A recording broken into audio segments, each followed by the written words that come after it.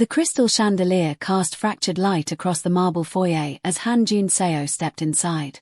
His mistress's voice echoed somewhere distant, welcoming, eager. But he couldn't move. His polished Oxfords had turned to stone against the floor. Because standing 3 meters away, holding a silver tray with trembling hands, was a ghost. Io. His ex-wife. Wearing a maid's uniform. Her eyes, those devastating, soul-deep eyes, widened in pure terror. And behind her, peering from the kitchen doorway, 3 identical faces stared back at him. Small faces. His jaw. His eyes. The tray crashed to the floor. The silence that followed could have shattered worlds. Sometimes, the past doesn't stay buried. Sometimes, it waits, patient and merciless, until you're standing in its presence, forced to confront every lie you believed and every truth you ignored. If this story moves you, please like, share, and subscribe. Han Jun-seo had built his empire on control. Every word measured. Every silence weaponized. Every reaction calculated 3 steps ahead of anyone who dared challenge him. At 38, he commanded the most powerful syndicate in East Asia. Politicians whispered his name in fear. Rivals disappeared without trace. His legitimate business holdings spanned Seoul, Tokyo, Singapore, Lagos. And yet, standing in the foyer of his mistress's borrowed mansion, he felt the ground dissolve beneath his feet. Io. The name echoed through chambers of his mind he'd sealed shut 5 years ago. She was thinner now. The soft curves he remembered had sharpened into elegant angles born of hardship. Her dark skin, once glowing with the warmth of someone loved and protected, carried shadows beneath the surface. But those eyes. God, those eyes. Still impossibly deep. Still holding galaxies he'd once drowned in willingly. The silver tray lay scattered at her feet. Shattered glass. Spilled water pooling across marble. Neither of them moved. Jun-seo. Seminit's voice floated down the curved staircase. Sharp. Possessive. He didn't turn. Couldn't. Because those 3 small faces were still watching him from the kitchen doorway. 3 identical boys. 4, maybe 5 years old. Same fierce, intelligent eyes. Same stubborn set of their small jaws. His hand, the one bearing the serpent tattoo coiled around his wrist, tightened into a fist. Impossible. And yet, undeniable. Io's breath came in shallow gasps. Run. The word screamed through every nerve ending. Take the boys. Run. Now. But her legs wouldn't obey. 5 years of hiding. 5 years of sacrifice. 5 years of working her fingers raw to keep her sons safe, fed, anonymous. All of it crumbling in a single, devastating moment. He wasn't supposed to be here. He was never supposed to find them. Mama. Daeho's small voice cut through the paralysis. The eldest of the triplets by 4 minutes, always the brave one. Jun-seo's head turned toward the sound. Slowly. Deliberately. Like a predator catching scent. The world narrowed to impossible mathematics. 3 children. Identical. Approximately 4 years old. He and Io had divorced 5 years ago. She had vanished 3 months before the papers were finalized. The timeline aligned with devastating precision. His chest, that fortress of ice and iron, cracked. Not visibly. Han Jun-seo never broke where others could see. But inside. Inside. Continents shifted. What is going on down there? Seminit's heels clicked sharply on the marble stairs. She descended like a woman accustomed to command, designer dress, perfect makeup, calculated irritation. She froze 3 steps from the bottom. Her gaze swept the scene. The broken glass. The trembling maid. The children. Her lover, standing motionless as death. Jun-seo. Her voice sharpened. What is this? He still didn't turn. Leave us. 2 words. Quiet as falling snow. Seminit's perfectly sculpted face twisted. Excuse me. Now he turned. And whatever she saw in his eyes made her step backward involuntarily. I said. Each syllable dropped like a blade. Leave. Us. The room emptied. Seminit retreated upstairs, fury barely contained. The household staff dissolved into invisible corners. Only the four of them remained. Io, the triplets, and the man who'd once sworn to love her until his last breath. The man who believed she'd betrayed him. Dae-ho. Minute-jun Tai-young. Her voice emerged steadier than she felt. Go to our room. Now. But Mama. Now. The boys recognized that tone. They'd heard it during the dangerous nights. The hungry months. The moments when Mama's fear became their shelter. They retreated. Small footsteps fading down the servants' corridor. Silence stretched like a blade against skin. Junseo didn't move toward her. Didn't need to. His presence consumed the space between them. Tall. Immaculate in his black three-piece suit. The serpent tattoo visible below his collar. Additional ink she didn't recognize climbing his neck now. He looked older. Harder. The boyish edges she'd once loved had been carved away entirely. What remained was something dangerous. Something that ruled without mercy. This was what she'd been hiding from. This was what she'd protected her sons from becoming. 5 years. His voice was low. Controlled. Terrifying in its calm. You let me believe you were dead. You made sure I couldn't find you. Each word landed like a physical blow. Io lifted her chin. That stubborn gesture he remembered with aching clarity. I had to. Had to. He repeated the words slowly, tasting them. You had to disappear. You had to take. His voice cracked. The first fracture in his armor. To take my children without. They're not. Don't. The word cut like a whip. Don't you dare lie to me again, Io. His eyes burned into hers. Obsidian fire. Those boys have my face. My blood. My eyes staring back at me. His jaw tightened. Tell me they're not mine. Say it. Let me hear you speak that lie. She couldn't. The truth sat heavy between them. Undeniable. Devastating. Why? The question emerged quieter now. Almost broken. Why did you take them from me? Io's composure cracked. Tears she'd held back for 5 years burned behind her eyes. Because I had to choose. Choose what? Between letting them live, her voice broke, or watching them die in your world. The words hung in the air. He stepped closer. 1 step. 2. She didn't retreat. Refused to. My world. His voice dropped to barely a whisper. The world I built to protect you. The world that tried to kill me. Silence. His eyes flickered. Something deep and wounded stirring. Explain. You don't remember. Her laugh held no humor. Only pain. The car bomb, Junseo. 3 months before the divorce. The one that missed me by 30 seconds. His expression didn't change. But his stillness, that absolute, predatory stillness, intensified. I was told it was an accident. You were told lies. 5 years earlier, Io Balogun had been the wife of a king. Not literally, but close enough. Han Junseo's world existed in shadows and power. She'd known that when she married him. Had understood the danger that surrounded a man who commanded armies without ever raising his voice. But she'd loved him anyway. God help her, she'd loved him completely. They'd met in Lagos. She was 23. A graduate student in international law. He was 33. In Nigeria on business no one questioned too closely.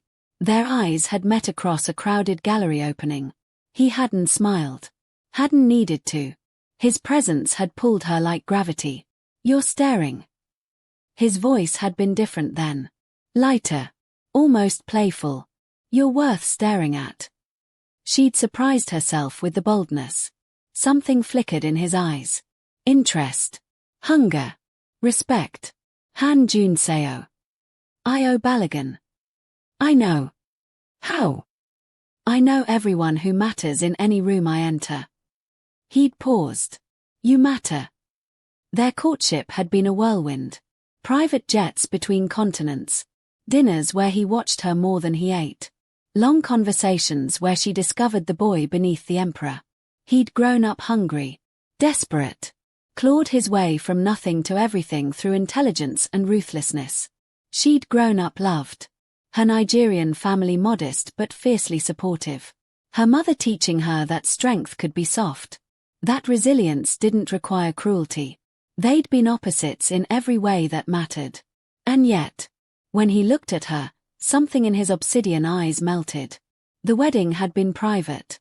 Intimate. Held in a garden in Jeju. Her mother had flown in from Lagos. Tears streaming as she watched her daughter marry a man whose power was both protection and threat. "Oh my," her mother had whispered. "My child. Be sure. Be very sure. I love him, Mama. Love isn't always enough. It will be. With us, it will be." For 2 years, she'd been right. They lived in his Seoul penthouse. She continued her legal studies. He managed his empire. At night, they existed in their own world. His cold exterior thawing only for her. His hands, weapons of destruction, touching her like she was sacred. "You terrify everyone else," she'd whispered once. "Why never me?" "Because you're not everyone else." His lips against her hair. "You're the only real thing in my life." Then the fractures began. His absences lengthened. His silences deepened. The whispers of his underworld reached her despite his efforts to shield her. And then, the car bomb. The memory still lived in her bones. She'd been leaving the private clinic. The one she'd visited secretly, hope and terror warring in her heart. Pregnant. Triplets. The word had barely settled into reality when the explosion shattered the morning. The car she should have been in, the one she'd paused to avoid, distracted by her phone, erupted in flames. She'd felt the heat on her face. The shockwave throwing her backward. And she'd known. Not an accident. Not random violence. Targeted. Someone in Jun Seo's world wanted her dead. And she'd understood with devastating clarity. If she told him about the pregnancy, those same people would target her children. Would use them as leverage. Would destroy them to destroy him. The decision had been instantaneous. Agonizing. And absolute. She would disappear. Raise the children where no one could find them. Protect them from the violence that surrounded their father. Even if it meant he would hate her. Even if it meant dying slowly every day without him. "I called you." Jun Seo's voice pulled her back to the present.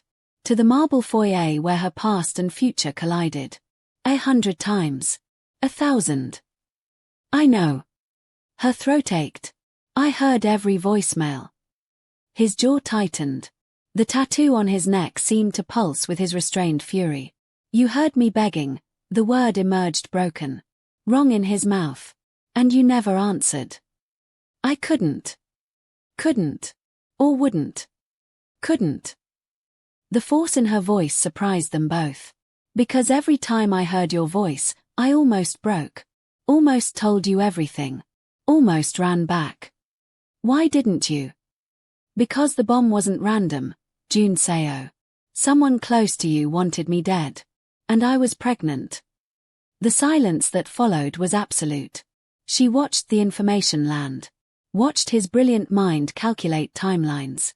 Probabilities. Who knew about the clinic? Of course. His first instinct, find the threat. Eliminate it. No one. She shook her head. "It wasn't about the pregnancy. They didn't know. They just knew I was your weakness." His eyes darkened. "You were never my weakness. That's the lie you told yourself." Her voice softened. "But we both know the truth. You loved me. And in your world, love is a liability." He moved closer. 2 meters became 1. The air between them charged with 5 years of separation. 5 years of rage and longing and unanswered questions.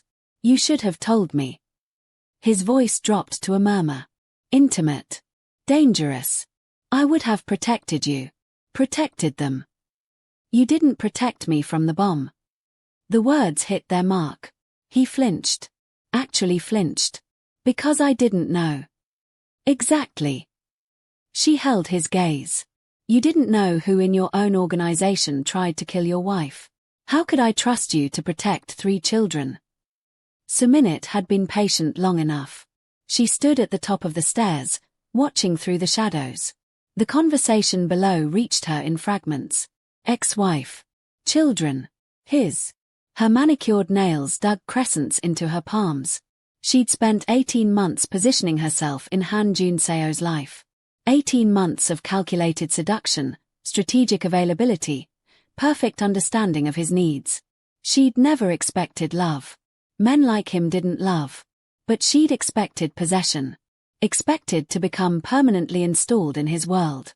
And now this ghost from his past, threatened everything. I want her gone. She confronted Junseo 3 hours later in the mansion study. He stood by the window, whiskey untouched in his hand, staring at nothing. He didn't turn. The maid. Suminit's voice sharpened. I want her terminated immediately. Her employment was arranged by the agency. I had no idea about her history with you. Clearly she manipulated her way into this household too. Stop talking. 2 words. Quiet as death. Suminit's mouth snapped shut. When he finally turned, her blood chilled. She'd seen Han Junseo cold. Calculating. Even cruel when necessary. But this expression, this was something new. Something hungry. You will not touch her. His voice carried no inflection. No emotion. Somehow, that made it worse. You will not speak to her. You will not look at her with anything other than professional courtesy. Junseo. And if you interfere with her or those children in any way, he stepped closer.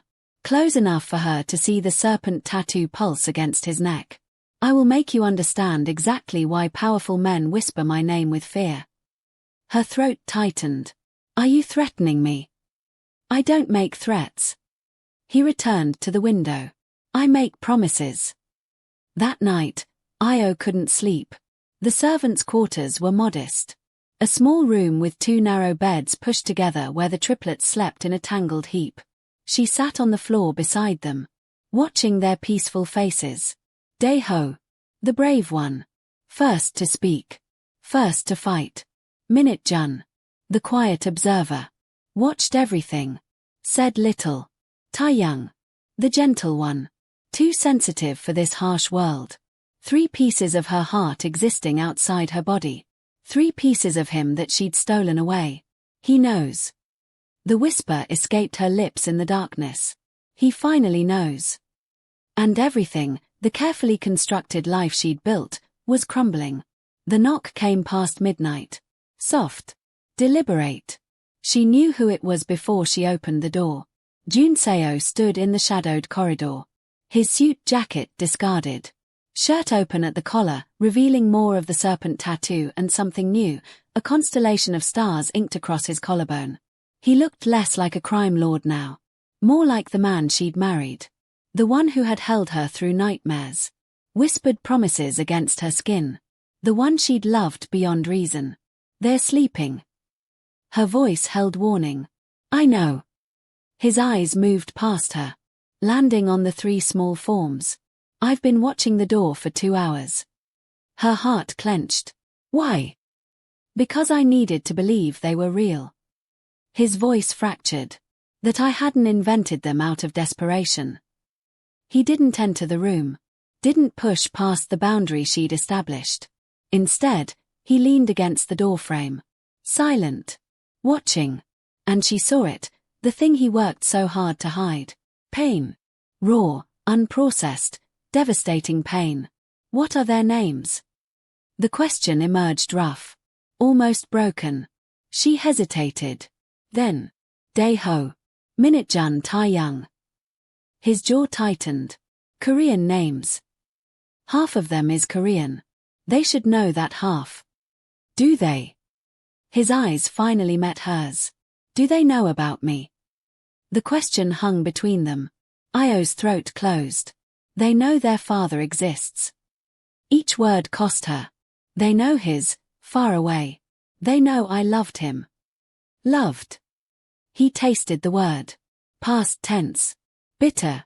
And now? She couldn't answer. Morning brought chaos of a different kind. Daeho cornered Io in the kitchen while she prepared breakfast for the household. Mama. His small face was fierce. Stubborn. So much like his father. Who was that man yesterday? No one important. You're lying. For years old and already he could read her. Your voice does the thing when you lie. What thing? The high thing. It goes high and shaky. She closed her eyes. Drew a breath. Someone from Mama's past. What does that mean? It means before you were born, I knew him. Daeho processed this. His small brow furrowed. He looked at you like Halmione looks at Harabioji in pictures. He meant her parents, the photograph she showed them of a grandmother they'd never met, a grandfather who'd passed before their birth. Like something hurt. God. This child was too perceptive. Too much like Junseo. Minute-jun appeared at lunch. He moved like a shadow, quiet, observant, appearing without warning. Mama. He tugged her sleeve. The tall man has the same eyes as Hyung. Hyung. Big brother. What the triplets called Daeho despite their identical age, because he'd emerged first. What do you mean? The dark eyes. The ones that look angry but aren't. She knelt to his level. Cupped his small face. Minute-jun. Listen to me. You and your brothers must stay in our room as much as possible. Don't wander the house. Don't talk to strangers. Is the tall man a stranger? She hesitated. Yes, she finally said. He is. But even as she spoke the word, she knew it was a lie. Han Junseo was many things. But never, never, a stranger. By afternoon, the inevitable happened. Tae-young wandered. He'd always been the explorer. The one who trusted too easily. The gentle soul who saw magic in ordinary corners. Io was cleaning the upstairs study when Mrs. Park, the head housekeeper, found her. The little one.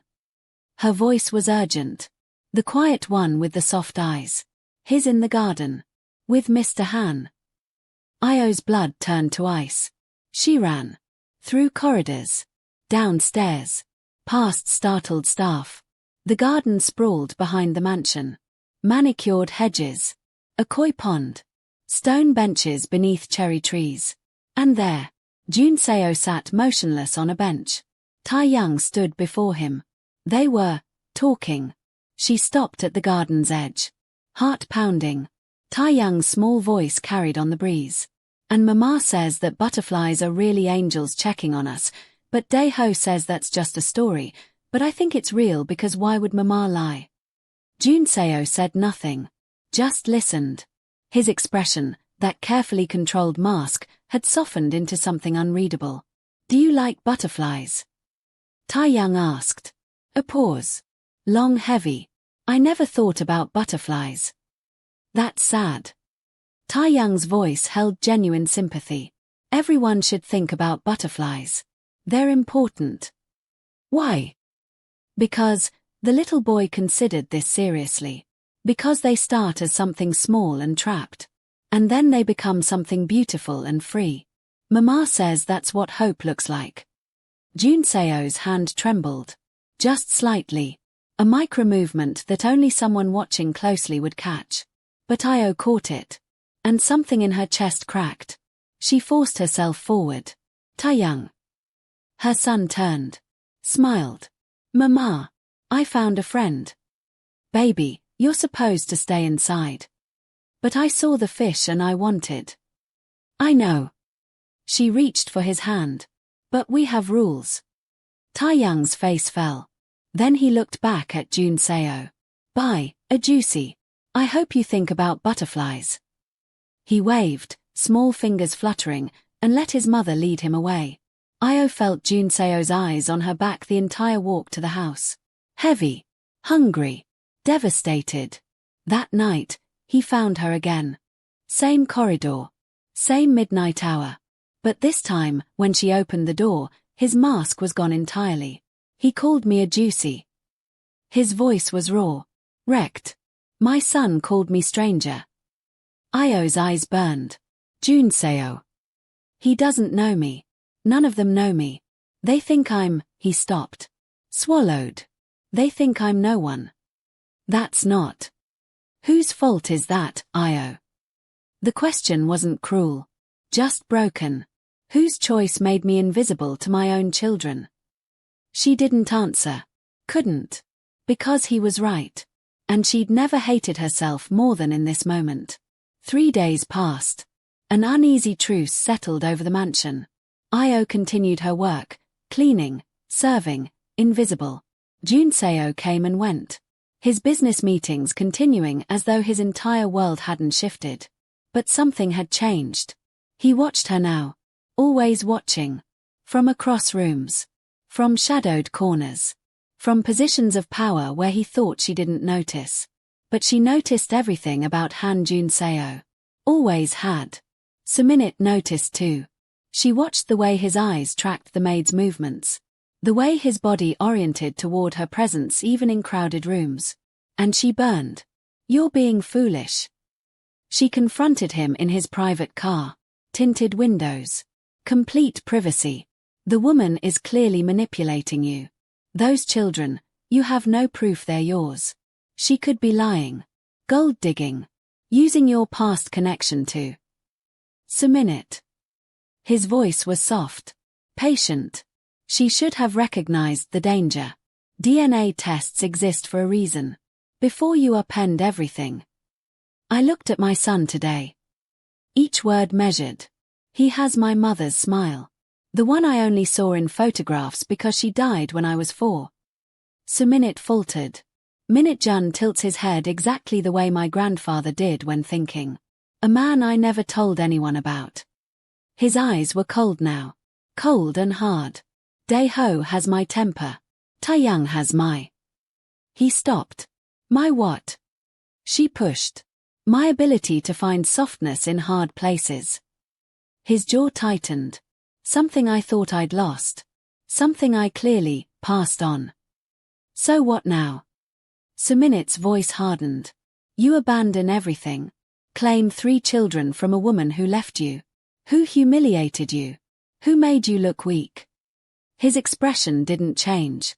But the temperature in the car dropped 10 degrees. Careful. One word. She ignored it. The board is already asking questions. Your enemies will use this, a former wife, hidden children, emotional vulnerability. You've spent years building an image of. An image. She stopped. You think I care about an image?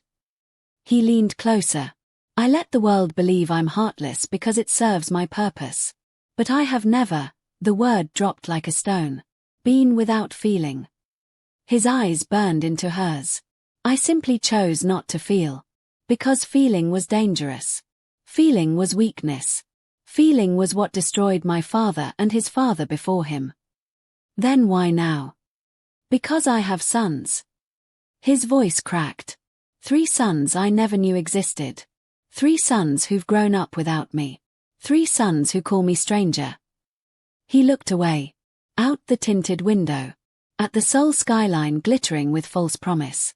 I would burn this entire empire to the ground if it meant they'd call me father. Suminit knew then that she'd lost. Not a battle. Not a negotiation. Him.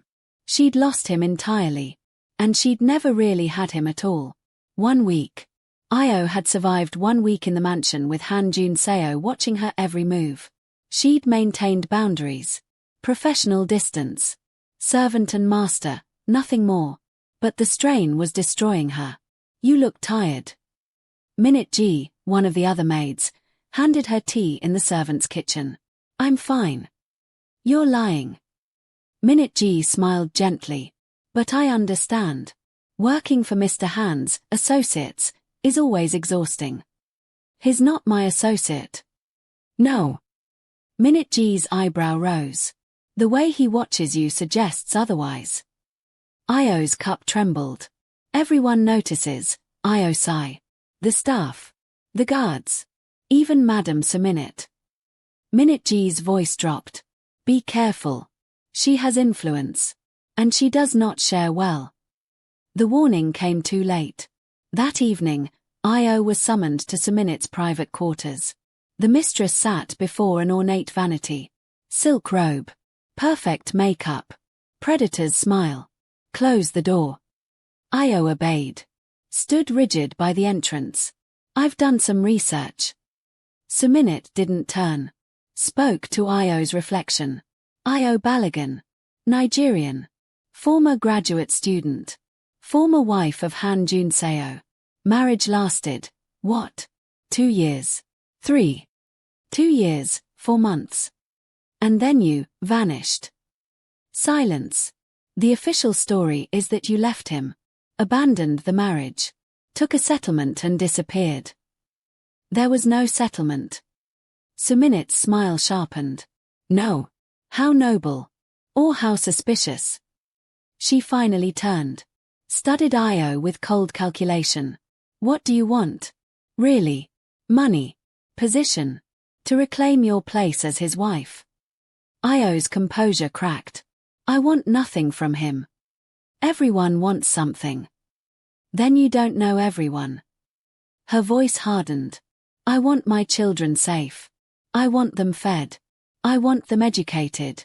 I want them to grow up far from violence and power and the kind of world that turns good men into monsters.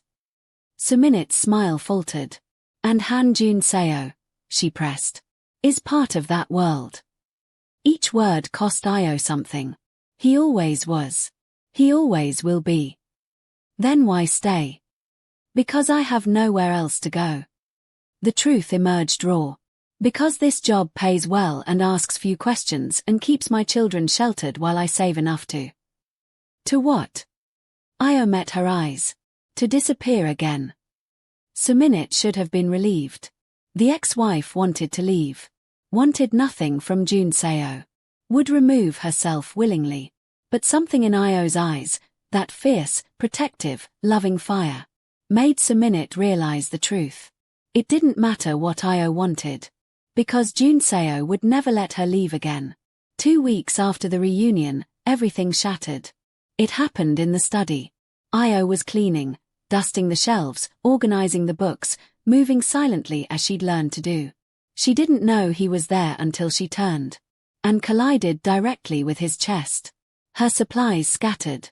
His hands caught her arms. Steadied her. Io's composure cracked. I was protecting you. From what? From him. The question remained unspoken but screamed through Daeho's eyes. Junseo intervened. Your mother wasn't lying. His voice carried authority, but soft. Controlled. The situation was complicated. Complicated how? In ways you'll understand when you're older. Daeho's jaw tightened. Adults always say that when they don't want to tell the truth. God. This child. So fierce. So much like him. You're right. Junseo acknowledged. They do. But sometimes the truth is dangerous for children to carry. We're not weak. No. Something cracked in Junseo's voice. You're the furthest thing from weak. Taeyang squirmed in Io's arms. His tears had stopped, replaced by something cautious. You're really our appa. The Korean word, father, emerged hesitant. Testing. Junseo's entire body went still. Yes. Mama said our appa loved us even though he was far away. Taeyang studied him. Is that true? A pause. Then, so quietly the wind almost stole it. I didn't know you existed until last week. Each word emerged like it was being pulled from somewhere deep and wounded. But the moment I saw you, all 3 of you, I knew.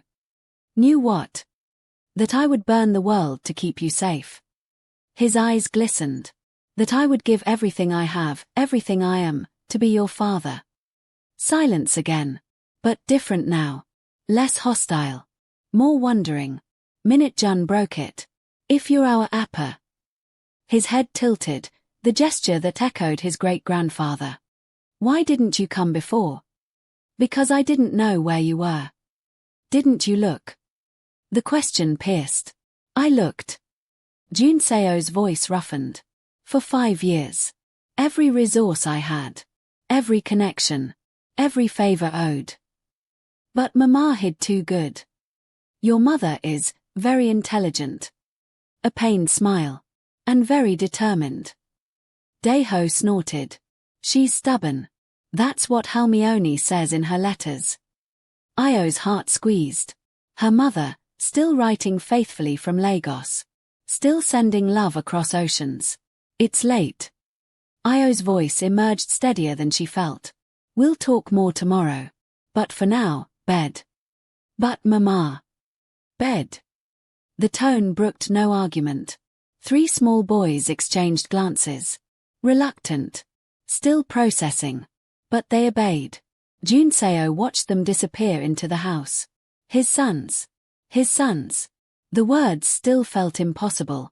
Still felt like a dream he might wake from. When they were gone, he turned to Io. They're extraordinary. She smiled through tears. They're everything. I've missed so much. His voice cracked. First words. First steps. Birthdays. Nightmares. I've missed everything. I know. Her hand found his. Squeezed. I'm sorry. He shook his head. No more apologies. No more regret. Then what? His eyes met hers. Fierce. Determined. The empire builder and the father and the man who loved her, all merged into one. Now we build something new. Dawn broke over Seoul in shades of amber and gold. Junseo hadn't slept. Couldn't sleep. He sat in his car outside the mansion, phone pressed to his ear, voice deadly calm. Find everything on Park Jin-ho's network. Everyone he worked with. Everyone who might have continued his agenda. Secretary Kim's voice was careful. Sir, Park Jin-ho is dead. But conspiracies don't die with their architects. His eyes hardened. Someone threatened my wife 5 years ago. Someone planted a bomb. That someone may still have allies. Your wife, sir. He paused. My family. Whatever term applies, they're under my protection now. The investigation took 3 days. 3 days of Junseo operating on fury and fear. 3 days of barely controlled obsession. And 3 days of watching his sons from distances, learning their habits, their personalities, their quirks. Daeho woke early. Did push-ups before breakfast. Already training himself to be strong. Minute-Jun read everything he could find. Books, newspapers, instruction manuals. Consuming information like sustenance. Taeyang drew. Elaborate, imaginative scenes filled with color and hope. Each one, a mirror of some part of Junseo he'd forgotten existed. On the 4th day, Secretary Kim delivered the report. Sir. His face was grave. We found something. Junseo took the file. Flipped it open. And his blood turned to ice. Park Jin-ho hadn't acted alone. He'd been part of a faction within the organization. Men who believed Junseo's softness during his marriage had weakened him. Men who'd orchestrated Io's removal to strengthen their leader. And one of those men was still alive. Still active. Still serving in Junseo's inner circle. Baek Sung-ho. Chief of Security. The man currently responsible for protecting the mansion. For protecting Io and the children. How long has he known they're here? Junseo's voice was deceptively calm. Unknown, sir. But he has access to all household security feeds. Which means? He's known since the day you recognized her. Possibly before. Junseo's hand closed around the file. Paper crumpled. And the serpent tattoo on his wrist seemed to writhe with barely contained violence. He's been watching my family. Yes, sir. Watching my sons. Yes, sir. A beat. Bring him to me. Baek Sung-ho arrived in the mansion's basement at 11 p.m. A space that didn't officially exist. Soundproofed. Isolated. The kind of room where problems were solved permanently. He didn't know yet. Didn't know his conspiracy had been uncovered. Didn't know his carefully hidden past had surfaced. He walked in expecting a routine briefing. And found Han Junseo waiting alone. Sir. Sung-ho bowed. You wanted to see me. Sit. The single word carried enough weight to buckle knees. Sung-ho Saturday. Jun Seo didn't speak immediately. He circled. Slow. Predatory. The tattoo on his neck visible above his black collar. Sung-ho began to sweat. Sir, if this is about the security upgrades. Park Jin-ho. 2 words. Sung-ho's face went white. What about him? You worked with him. Before he died. We all worked with him. He was your second. You conspired with him. Silence. Heavy. Suffocating. I have records. Jun Seo's voice was soft.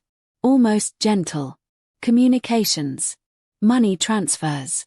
Meeting locations. He stopped behind Sung-ho's chair. Leaned down. Spoke directly into his ear.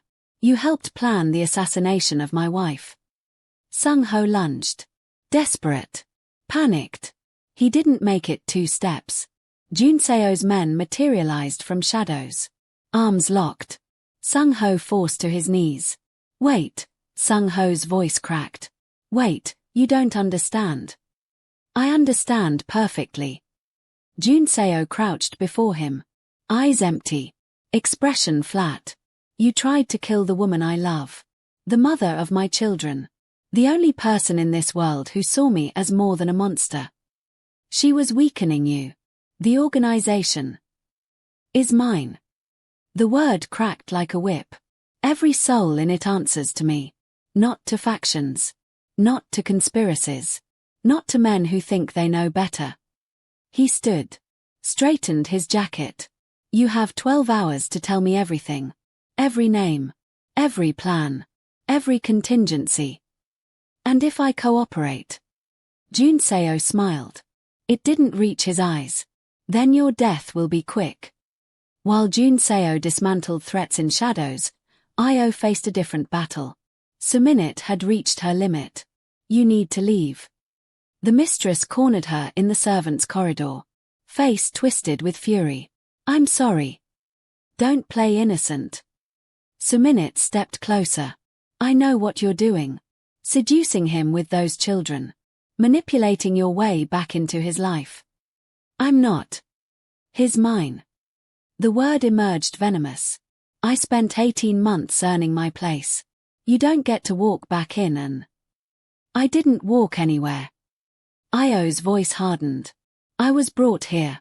By circumstance. By fate. I never wanted. Liar. Suminit's hand swung. The slap connected. Io's head snapped sideways. For a moment, neither moved. Then Io straightened. Touched her cheek. Met Suminit's eyes with something colder than the mistress expected. You have no idea who I am. Her voice was quiet. Controlled. Dangerous. I survived your world for 2 years. I escaped it. I raised 3 children alone while working jobs that would break most people. She stepped forward. Suminit stepped back. I am not some naive girl you can intimidate. I am a mother. And if you ever, threaten me or my children again. Her eyes glittered. You'll learn exactly what I'm capable of. Suminit's confidence wavered. For the first time, she glimpsed something beneath Io's soft exterior. Steel. Pure, tempered steel. She fled. Heels clicking rapidly on marble. And Io stood alone in the corridor, hand pressed to her stinging cheek, wondering how much longer she could survive this house of enemies. Jun Seo found her 20 minutes later. One look at her reddened cheek, and his expression transformed. The man who'd faced conspirators with cold calculation became something else entirely. Something feral. Who? Not a question. A command. It's nothing. Your face says otherwise. His hand, gentle despite his fury, cupped her cheek. Who touched you? Jun Seo. Who? She sighed. Recognized the futility of resistance. Suminit. He turned. Io caught his arm. Don't. Give me one reason. Because violence won't solve this. Her grip tightened. Because making enemies of her powerful family will create more problems. Because she hit you. And I handled it. Her voice softened. I'm not the girl you married, Jun Seo. I've learned to fight my own battles. He stared at her, saw the strength she'd forged in 5 years of solitude, and felt something shift in his chest. Pride. Not possessive pride. Not ownership. But genuine, overwhelming pride in who she'd become. She leaves within the week. His voice brooked no argument. Non-negotiably. And how will you explain? I don't explain. He met her eyes. I decide. She accepted those terms when she entered my world. Io studied him. The man she'd married, passionate but often blind to his own brutality, had evolved. Still ruthless. Still dangerous. But now, contained. Focused. What happened while I was gone? She asked softly. What do you mean? You're different. The Jun Seo I knew would have already destroyed her. Would have reacted with fire. He was quiet for a long moment. Then, I spent 5 years believing I'd lost everything that mattered. The rage that came with that, he shook his head. It nearly destroyed me. And then it clarified.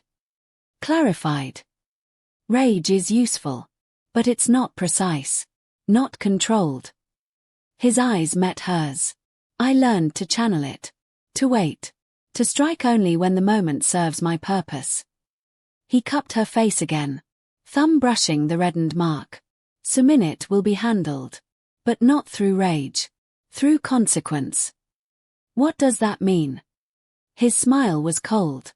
It means by tomorrow, she'll receive news that several of her family's business licenses are under investigation. It means her social standing will begin to erode. It means she'll understand, intimately, the cost of touching what's mine. Io shivered. Not from fear. From something else entirely. The realization that this man, this dangerous, powerful, obsessive man, would move mountains for her. Would dismantle empires. Would reshape the world itself if she asked. I'm not yours. The words emerged automatic. Defensive. His smile softened. No. He agreed. You're not a possession. You never were. His forehead touched hers. But I am yours. Completely. Irrevocably. Whether you want me or not. A week passed. Suminit departed, hastily, publicly humiliated by the sudden business complications plaguing her family. The mansion grew quieter. And the triplets began to thaw. It started with Tae-young. He appeared at Jun Seo's study door one afternoon, drawing paper clutched in small hands. Arjas, he stopped. Reconsidered. Appa. The word struck Jun Seo like a physical blow. Yes. I made something. For you. He approached the massive desk. Climbed into the leather chair opposite. Slid the drawing across. Jun Seo looked down. And his breath stopped. 5 figures drawn in crayon. A tall man in black. A woman with brown skin and kind eyes. 3 small boys holding hands. Above them, a yellow sun. Below them, a single word in shaky Hangul. Family. It's us. Tae-young's voice was shy. All together. I drew what I wanted to be real. Jun Seo couldn't speak. Couldn't breathe. Couldn't do anything but stare at this gift from his youngest son. Don't you like it? Worry crept into Tae-young's voice. His voice cracked. I love it. It's the most beautiful thing I've ever seen. Really? Really?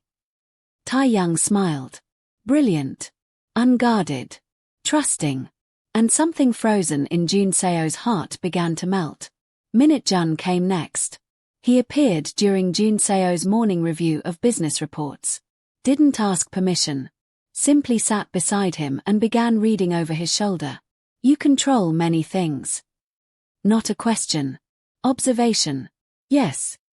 Is that why people fear you? Partly. Minute-jun considered this.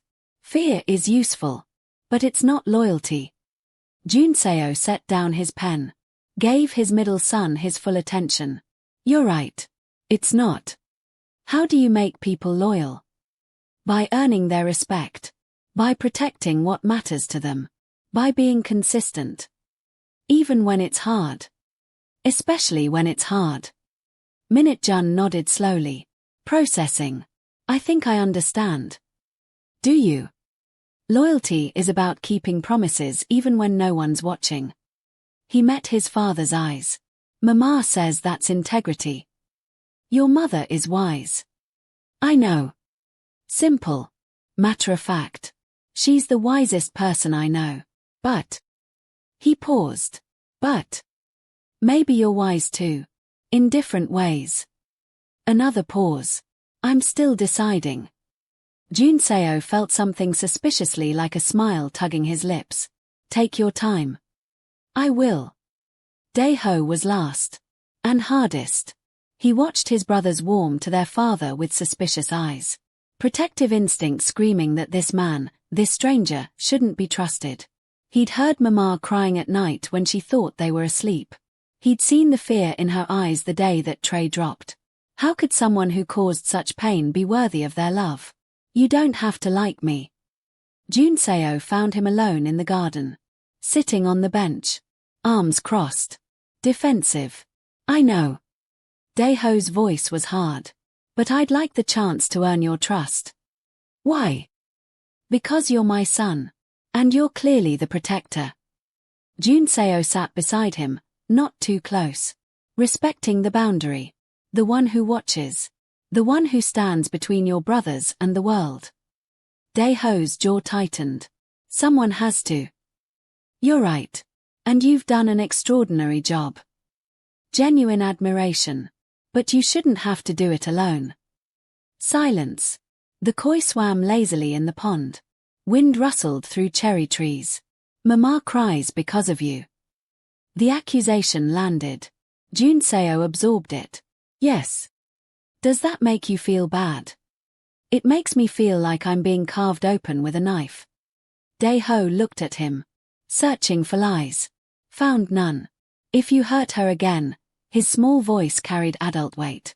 I'll find a way to make you pay. Junseo didn't laugh. Didn't dismiss. Instead, he met his son's fierce gaze with equal gravity. If I hurt her again, I'll deserve whatever you give me. A pause. But I won't. Hurt her, I mean. He looked at the pond. I've spent 5 years regretting every moment she wasn't beside me. I'm not foolish enough to waste this second chance. Daeho studied him. Long. Hard. Finally. We'll see. It wasn't acceptance. But it wasn't rejection either. And for now, that was enough. Baek Sung-ho broke on the 3rd day of interrogation. Names spilled. Dates. Plans. The conspiracy ran deeper than Junseo had imagined. 12 men in his organization had supported Park Jin-ho's faction. 8 were dead, eliminated over the years for various reasons. 3 had fled Korea when the investigation began. But 1 remained. Active. Dangerous. Director Choi. Head of International Operations. A man Junseo had known for 15 years. Had trusted with sensitive negotiations. Had considered almost an uncle. And apparently, the mastermind behind everything. He believed your marriage weakened your focus. Secretary Kim explained. Made you soft. Emotional. The bomb was meant to free you from distraction. By killing her. By removing the obstacle. He didn't anticipate the triplets. Didn't know she was pregnant when she fled. Junseo's hands trembled. Rage. Pure, blazing rage. Where is he now? His office. Conducting normal business. He doesn't know we've identified him. Good. Junseo stood. Keep it that way. Sir. I want him comfortable. Confident. I want him to believe he's untouchable. And then. A cold smile. Then I'll teach him exactly what happens when you touch my family. Io didn't know about the conspiracy. Didn't know about Director Choi or the depths of danger surrounding them. She only knew that Junseo had grown tense. Distracted. That his guards had tripled. That the mansion felt less like a home and more like a fortress. Something's wrong. She confronted him late one night. Tell me. It's handled. That's not an answer. It's the only answer I can give you right now. His eyes, those dark, haunted eyes, pleaded for understanding. Trust me, please. Just a little longer. She wanted to push. Wanted answers. But something in his expression, vulnerability he rarely showed, stopped her. Okay. She touched his face. But when it's over, you tell me everything. Everything. He agreed. I promise. 3 days later, everything shattered. Director Choi moved faster than anticipated. His network, more extensive than intelligence suggested, identified the threat, understood his exposure, and decided on a final, desperate gamble. Take the children. Use them as leverage. Force Han Jun-seo to his knees. The attack came at dawn. Armed men breached the perimeter. Casualties on both sides. Gunfire shattering the morning peace. Io gathered the triplets in their room. Barricaded the door. Prayed with every breath. Mama, I'm scared. Tae-young clung to her. I know, baby. I know. What's happening? Daeho's face was pale but determined. Who are those men? Bad people. But AP, your father's guards will stop them. Minute-jun said nothing.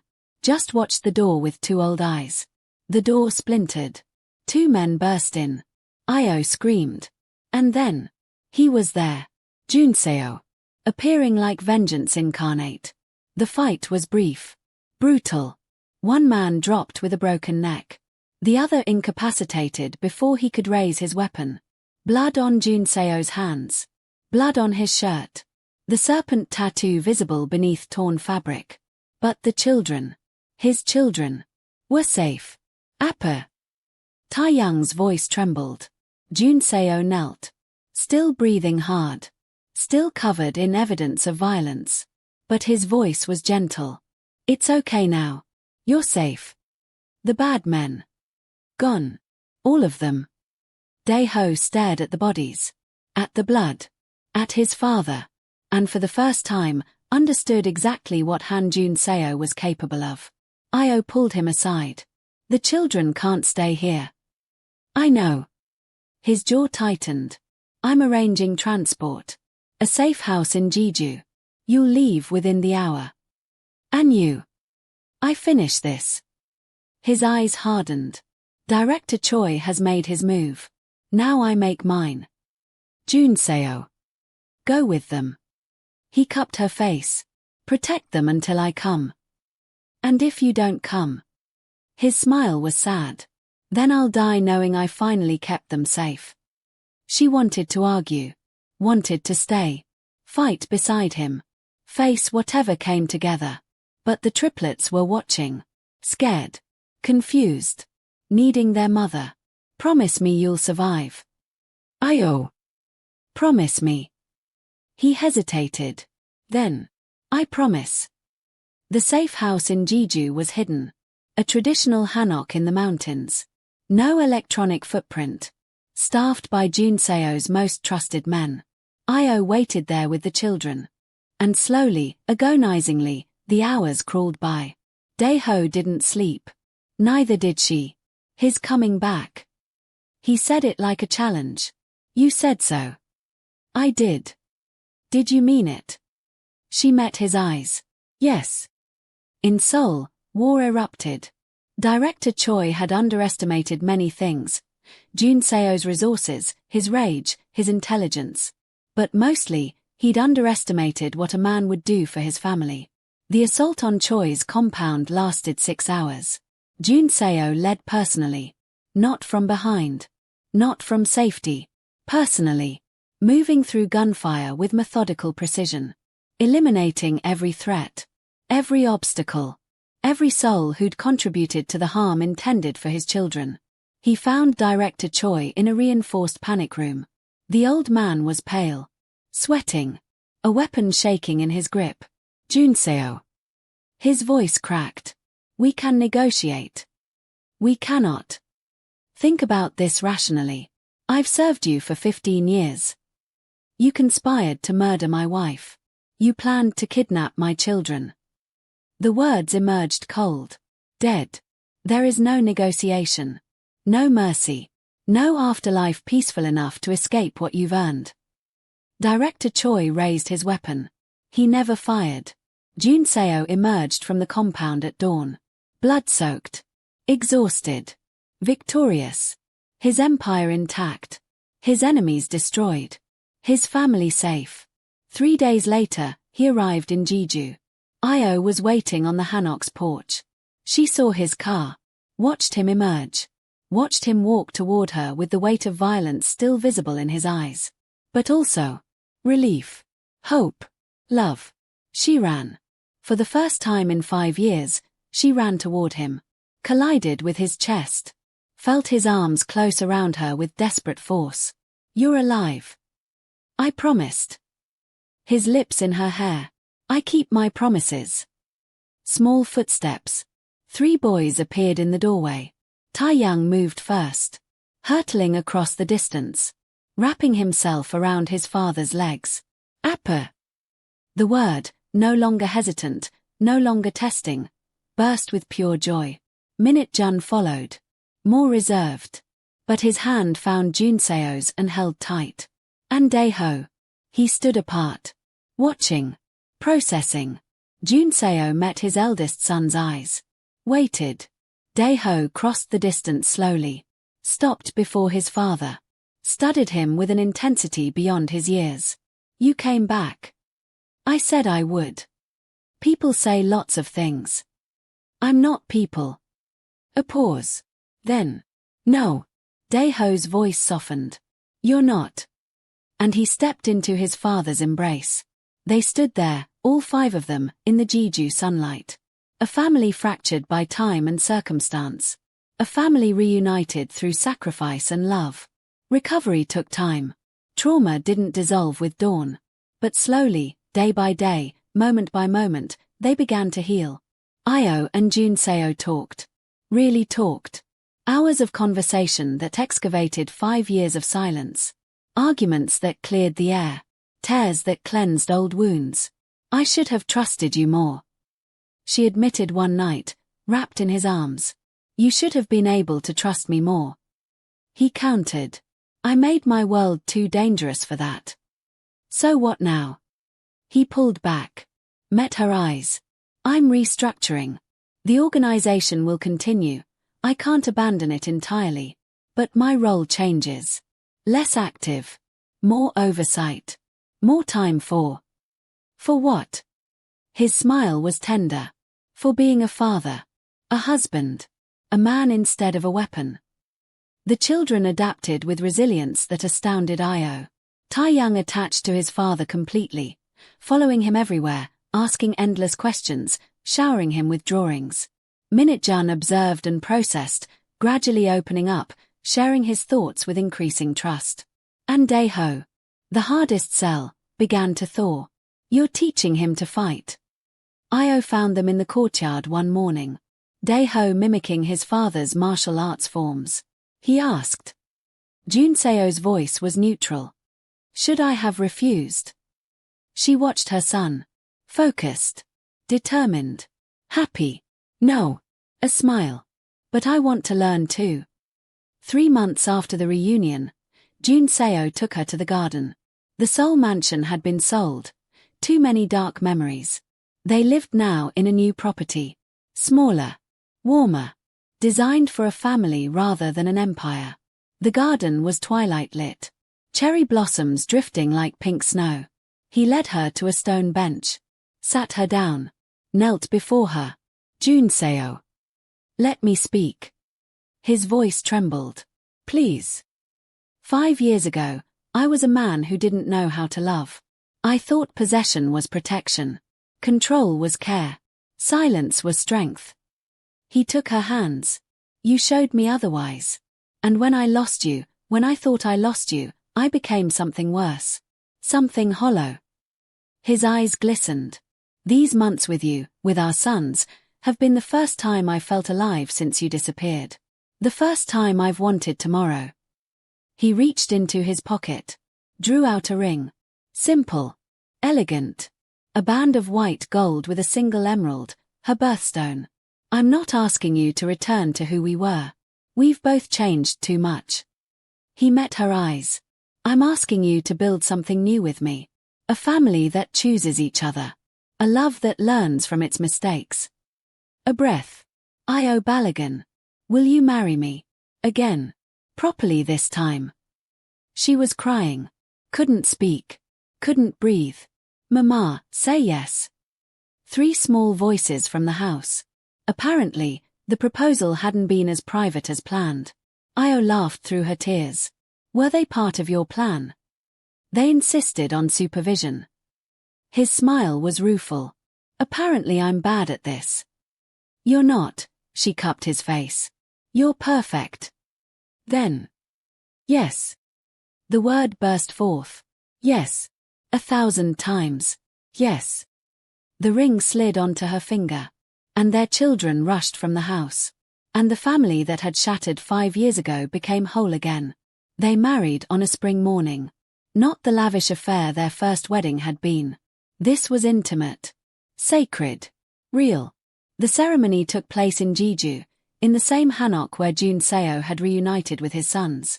Io's mother flew from Lagos, tears streaming as she watched her daughter choose love a second time.